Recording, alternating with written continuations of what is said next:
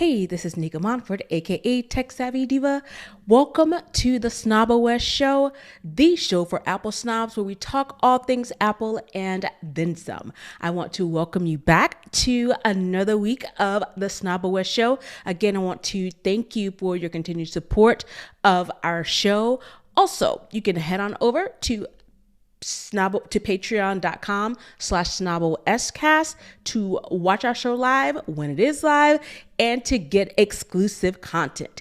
As you notice today, I am recording solo, and last week Terrance was recording solo, so we seem to flip-flop in our vacation time these last 2 weeks. And I have to say, 3 countries in 3 weeks was a lot. And now that I'm back and settled, hopefully for a little bit of time, those 3 countries, I get to add those magnets to my little magnet stand back here.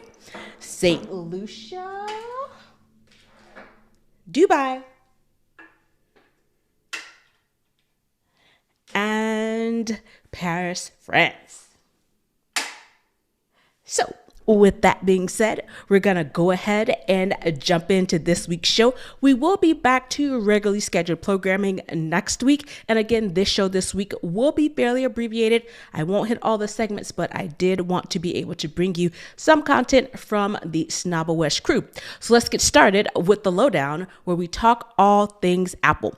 First, we are going to kick it off with Apple has already rolled out a new AirTag firmware update. So they rolled out this update on Tuesday, March 19th, and this was the first update for AirTags since October. So that's something. The new version of the AirTag software build is build number 2 Alpha 7 3 and firmware version 2.0.73. As usual, no word on what is actually in the AirTag firmware update to date, but Apple does have a support document with AirTag update release notes, but at this time, the webpage does not have the update for this latest build, but we will be sure to include that link to this article and also the link to the support docs in the event that Apple does get around to updating it and telling us what exactly is in this latest AirTag firmware update. Next up, Apple redesigns App Store purchase history page with more details and filters. So there were some discrete changes that happened post iOS 17.4, and people were noticing that there were some changes going on and they weren't quite sure, what to make of it. But Apple has slowly and discreetly revealed that it redesigned the App Store's purchase history page, which now provides more details about each purchase and also introduces filters. So with the update, Apple has made it easier for users to check the details of purchases made through not only the App Store, but in-app purchases and even Apple subscriptions. This new design of the App Store purchase history page seems to be available globally. You can access it simply by tapping on your profile icon in the iOS App Store. So if you want to know what's been going on with your app purchase history, you can go over there and be able to access all that information with the default, I believe, being set to the last 90 days. So all in all, making it a little bit easier for users to find the history of their purchases as it relates to the App Store. Next up, Apple's making a lot of changes. There is a new page on Apple's website that helps users find product manuals and guides. So the Apple support website helps users find information specifically about the Apple devices that they own. This includes technical specifications, guides, and support articles. However, in the past, all this information was kind of spread out all across multiple pages, and you had to kind of cobble it together to get a full sense of support and help documents for a particular device. But Apple has now changed that with a new document page. The new document page is a place to find and download, which is key. You can download manuals, specs, and other firmware downloads as well. It organizes all of the available information by product category, such as the product line for Mac, iPhone, iPad, AirPods, HomePods, displays, and even iPod. Who has an iPod anymore? I'm sure there's some out there, but I'm pretty sure it's fairly a small amount of people. But if you need some support docs on this documents page, you can get that information even for your iPod. So you just simply choose a product or search below to view related documents and available downloads. And this is what the web page basically says.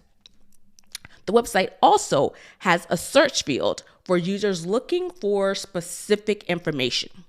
Additionally, to the web page, there is an Apple support app that is available in the App Store. So it makes it a little bit easier to find any help documents that you need if you're on one of your devices, say your iPhone or your iPad. Makes it really simple. In addition to the website, you have this app that you can go and download, and we'll put that in the show notes so you can have easy access to that as well.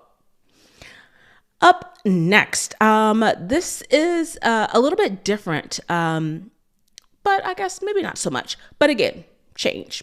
Apple has been making a lot of changes lately. So Apple's focus on AI has been noted that it is one of those things that Apple is really going to focus on this year. And what seems to have happened is there are some rumblings and some articles out there that Apple could be focusing on local AI models and licensing LLMs, which could be a winning combo. So here's what the update is. The company recently made news that it may possibly license Google's Gemini AI. We've talked about it on the show before. However, it appears as if Apple's potential partnership with an LLM provider, while providing smaller local models, may help to get ahead of other manufacturers. At least this is what JP Morgan is saying. So if the reports prove true, Apple will focus on its strength, like on-device processing, instead of building a proprietary LLM for one of the partnerships. And for the second potential partnership, as I mentioned before, with Google to license Gemini AI LLM for iPhones. This report just arrived a day or so after Apple published a research paper on MM1, which is a smaller pre-trained model that you could run locally on a user's iPhone. So you could actually run the LLM locally on an iPhone. So these types of partnerships that I mentioned, both with working with local AI models and also a partnership with Google's Gemini AI. These partnerships aren't particularly new to Apple. If you think about it, Apple has an agreement currently with Google for search. So Google gets to be the default search engine for the web, while Apple provides a powerful and private local search tool called Spotlight. So again, this type of partnership with two different groups, two different companies, two different orgs, whatever you want to call them, that basically kind of feeds into the same goal is not unusual for Apple. So these news stories about potential partnerships are being called complementary and not necessarily contradictory. And the JP Morgan note suggests Apple's two-prong approach could give it a leg up, meaning that it's not putting all of its eggs in one basket, so to speak. And this will allow Apple to focus on smaller on-device models that protect user privacy, which is super important, rather than releasing a controversial LLM that relies on piles and piles of data found all around the web. So in the end, the customer gets the best of both worlds. And that's going to wrap it up for the lowdown. I did have one other story that I did want to talk about in Second String, where we talk all other tech. And this is quite interesting. On the show, Terrance and I, we joke about Elon Musk.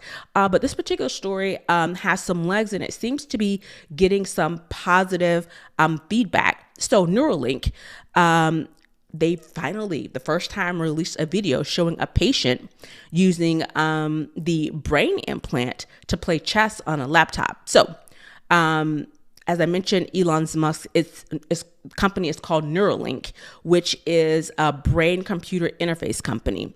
And I will put the link in the show notes so you can actually take a look at the video if you're interested. And this video is showing the first human patient using Neuralink's brain implant to control a mouse cursor to play a game of chess. The company's first human patient is 29-year-old Nolan Arbaugh. And he said that the technology has changed his life, but that it, quote, there's still a lot of work to be done, end quote. So Arbaugh, this patient that has had this implant inserted into his brain, was injured in a driving accident 8 years ago, and it paralyzed him below the shoulders.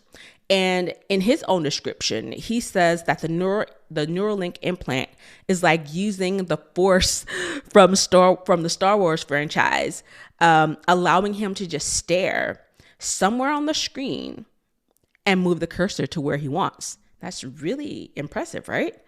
Additionally, the Neuralink implant has also allowed him to play the video game Civilization 6 for 8 hours straight. Now, I don't know if anybody should be playing any game 8 hours straight, but it does give him the ability to do so. But he was limited in this time frame by having to wait for the implant to charge. So, that makes sense. You playing anything or doing anything for 8 hours straight, battery life becomes an issue. So battery life becomes a component to be aware of. I don't think it's necessarily an issue.